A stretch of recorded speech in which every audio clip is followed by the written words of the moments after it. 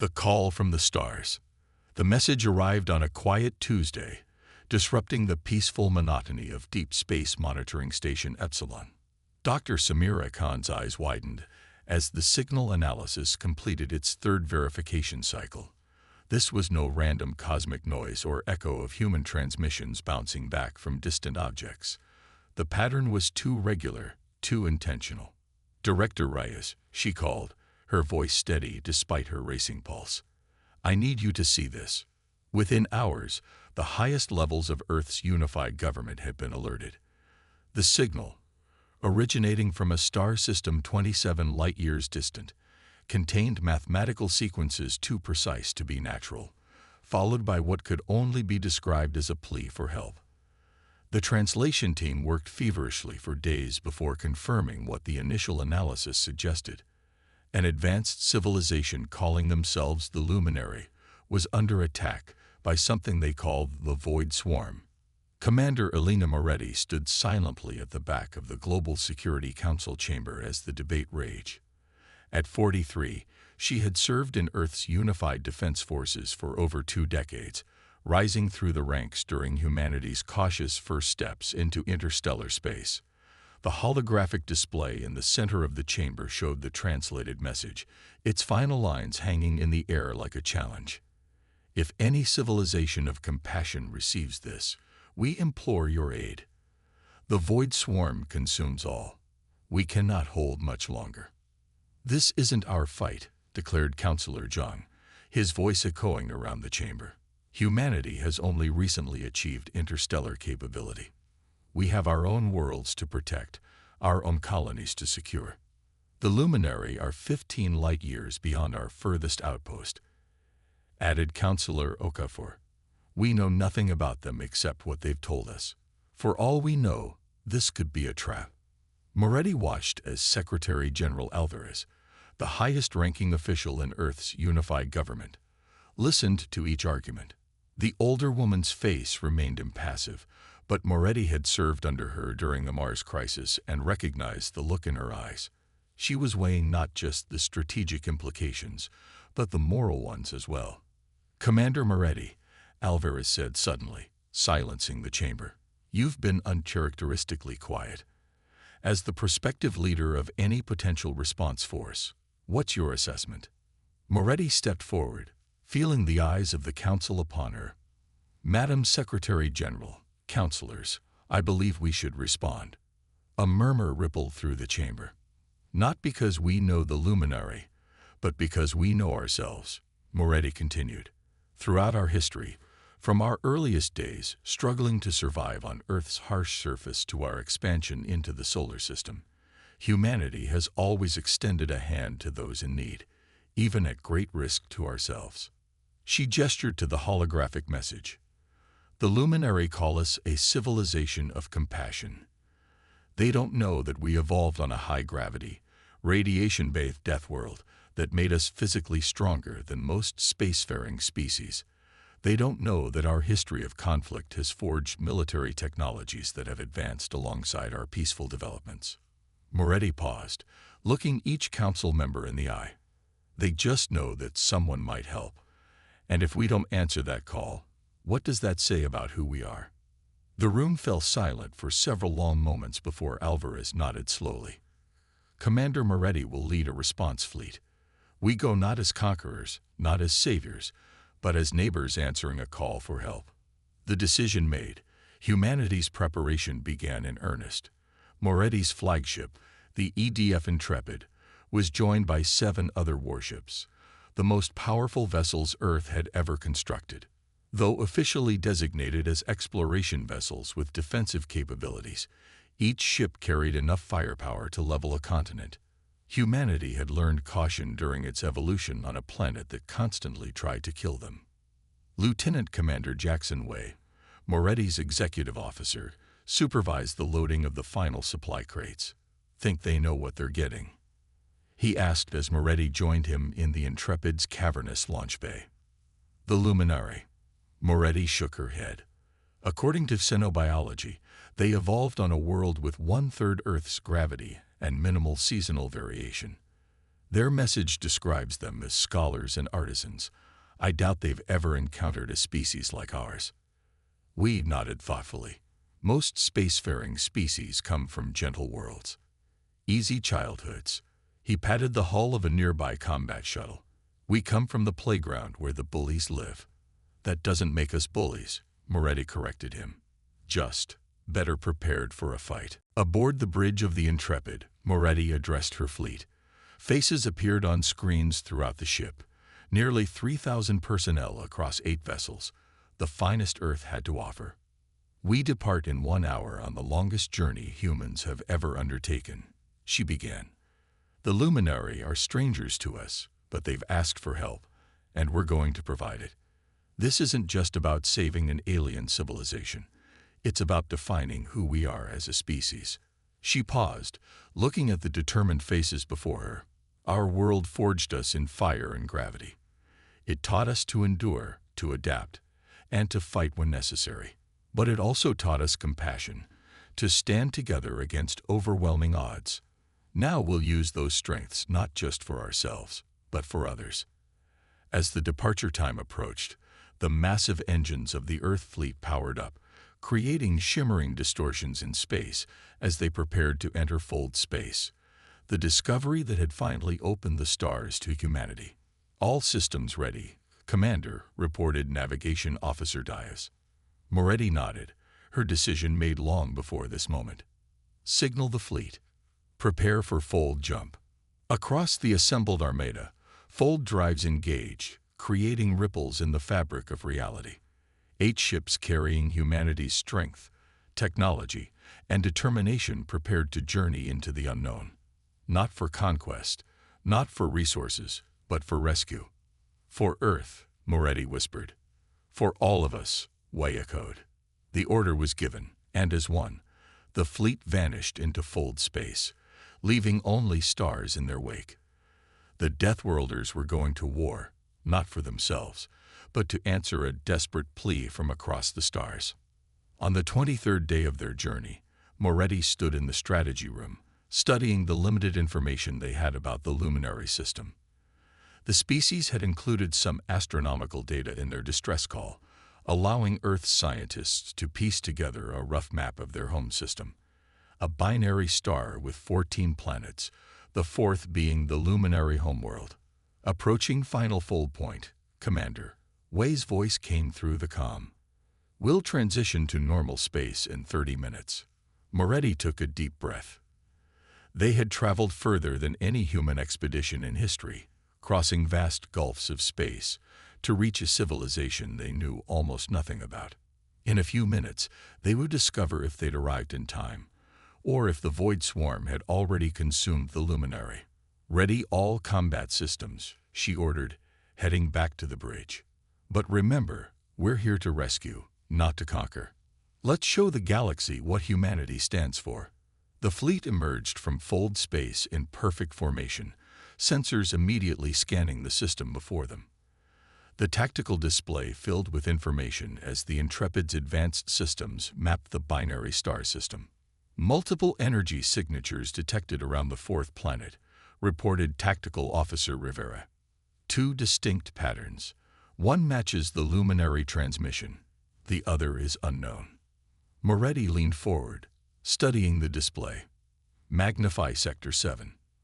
The screen changed to show a space battle in progress. Graceful, crystalline ships, presumably luminary vessels, were being overwhelmed by dark, angular forms that moved with unnatural coordination. As they watched, one of the crystal ships fractured, brilliant light escaping before it went dark. The luminary are still fighting, Way observed.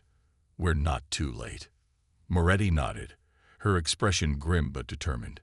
Send wide-spectrum transmission using the mathematical sequences from the luminary message. Tell them help has arrived. The fleet accelerated toward the battle, engines flaring as Earth's warships prepared for their first interstellar combat. On the view screen, the dark ships of the Void Swarm began to break off from their attack on the luminary, turning to face the new arrival. They've noticed us, Rivera reported. Unknown vessels altering course to intercept. Moretti stood, her posture straight, her voice steady as she addressed the fleet one final time before battle. "This is Commander Moretti. We came here to answer a call for help, and now we see that call was justified. We don't know these Void Swarm invaders, but they're about to learn something important. Earth doesn't abandon those who ask for aid." She paused, watching as the enemy ships approached, their formation tightening. "Remember your training. Remember why we fight. For the Luminary, for Earth, and for all who stand against the darkness." Battle stations. Throughout the fleet, personnel moved with practiced efficiency, securing systems and manning weapon stations. The ships' hulls polarized, energy shields humming to life as they prepared to meet an unknown enemy. Earth's warships had been designed to withstand the worst the universe could throw at them, built by a species that had evolved on a world that constantly tried to kill them. The Deathworlders were ready. All weapons hot, Rivera confirmed. "Enemy will be in range in 30 seconds. Hold position," Moretti ordered, her eyes fixed on the approaching swarm. "Let them come to us." As the first wave of Void Swarm ships closed in, Moretti allowed herself a small smile. Whatever these invaders were, they had no idea what they were about to face. A species forged in the crucible of a Deathworld, who had come not for conquest or glory, but because someone had called for help. "For Earth," she whispered again. "Fire." Deathworlders unleashed. The opening salvo from Earth's fleet illuminated the darkness of space, energy weapons cutting through the void with surgical precision.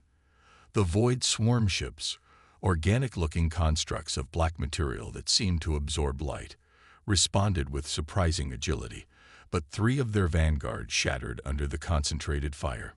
"Direct hits on multiple targets," reported Tactical Officer Rivera, her fingers dancing across her console.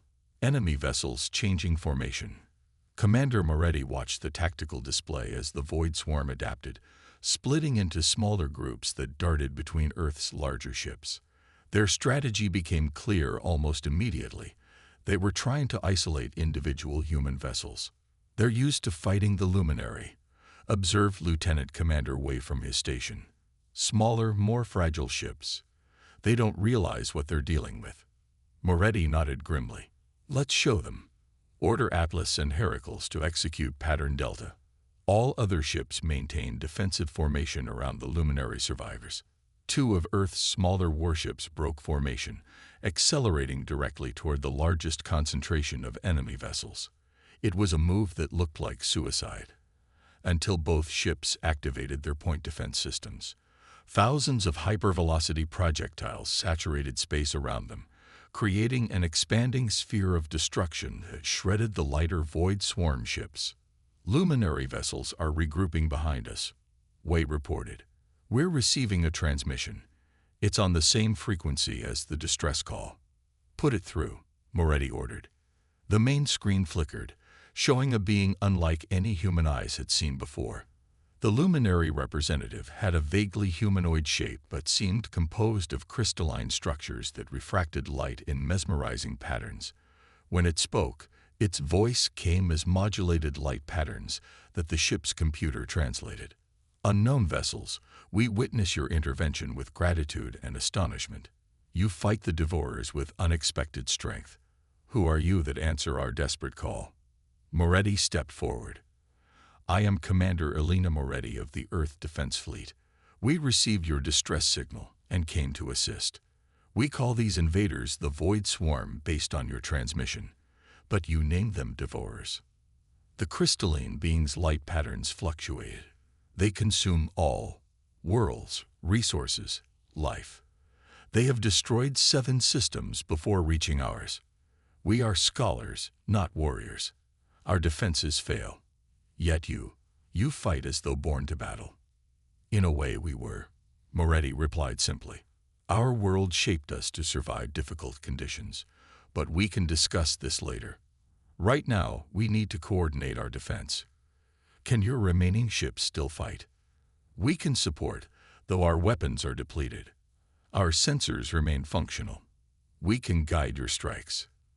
The tactical display suddenly flashed red as a new wave of void swarm ships emerged from behind one of the system's outer planets. Hundreds of vessels, far more than the initial force. They called for reinforcements, Way muttered. Moretti's mind raced, assessing options. The Luminary know this system better than we do. Lieutenant Rivera, coordinate with their sensor officers. I want precision targeting data for all ship concentrations. She turned back to the screen.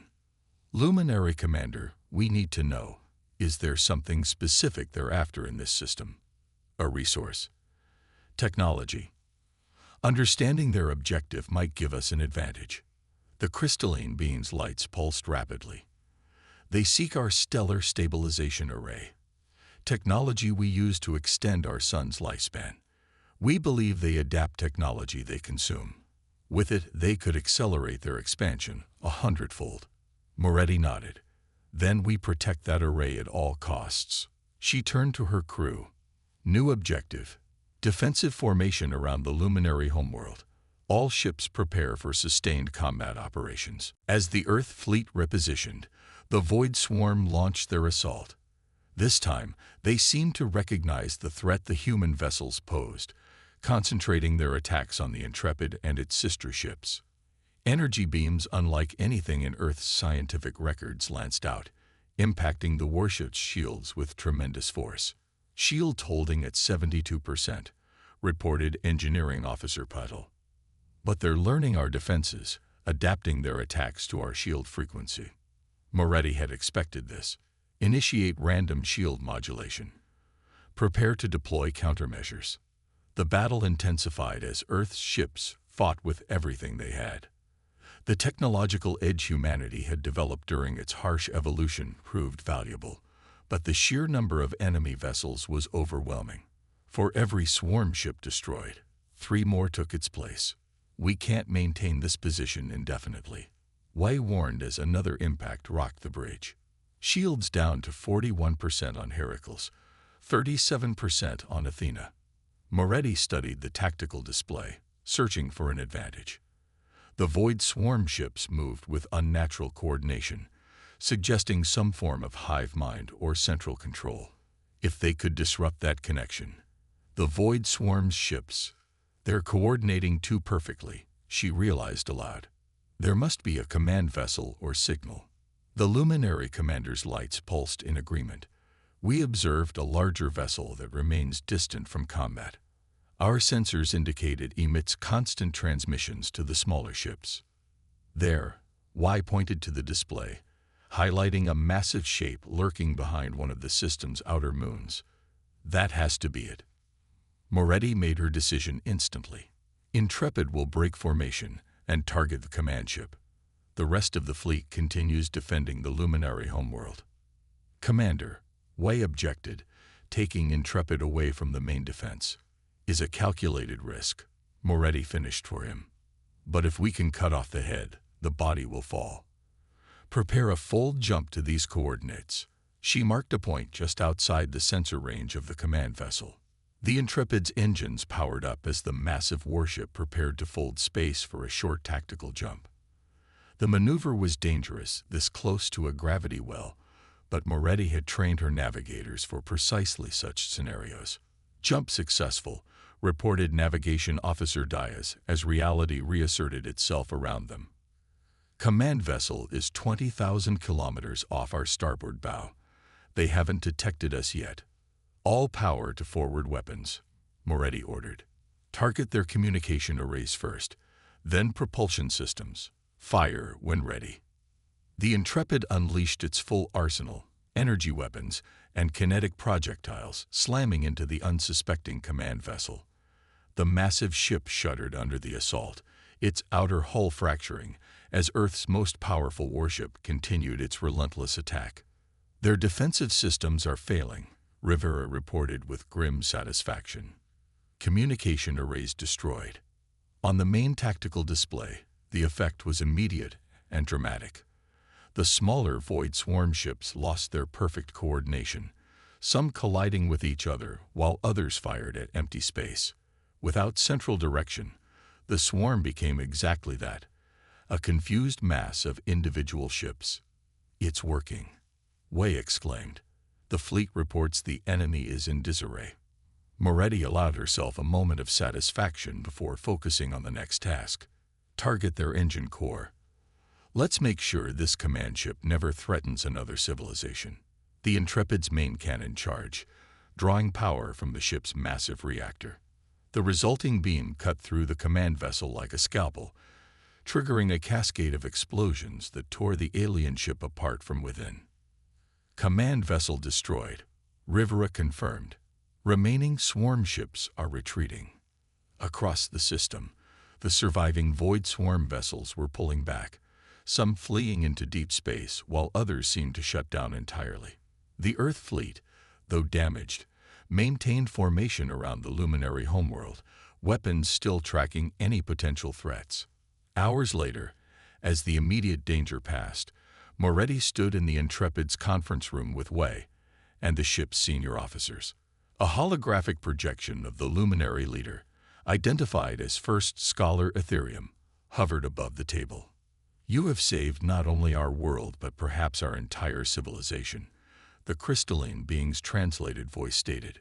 "We had no knowledge that beings from high-gravity worlds could achieve spaceflight. The physical demands alone." "We're stubborn," Moretti replied with a small smile. "Earth tried to kill us many times throughout our evolution. We learned to push back." Deathworlders. First Scholar Ethereum's lights pulsed with what the translator interpreted as wonder. "We have heard legends of such beings but believed them to be exaggerations. Yet here you stand, stronger, faster, and far more resilient than species like ours." Wei stepped forward. "The Void Swarm, or Devourers as you call them, will they return?" "Eventually," Ethereum acknowledged.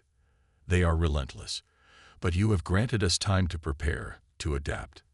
And perhaps," the luminary leader's lights shifted to a questioning pattern, "perhaps to forge an alliance." Moretti considered the proposal. Earth had maintained isolation for decades, cautious about its place in the wider galaxy. But the battle against the Void Swarm had demonstrated both humanity's strength and the genuine threats that existed among the stars. "I believe Earth would be open to discussions," she replied carefully. "We came here because you needed help. We stay because we recognize a potential friend." As the Intrepid began its long journey home, carrying news of humanity's first interstellar battle and the potential for a powerful alliance, Moretti stood on the observation deck, watching the stars. Earth had ventured into the galaxy not as conquerors but as rescuers, and in doing so had perhaps found its true purpose among the stars. The Deathworlders had been unleashed, not to destroy, but to protect. And the galaxy would never see humanity the same way again.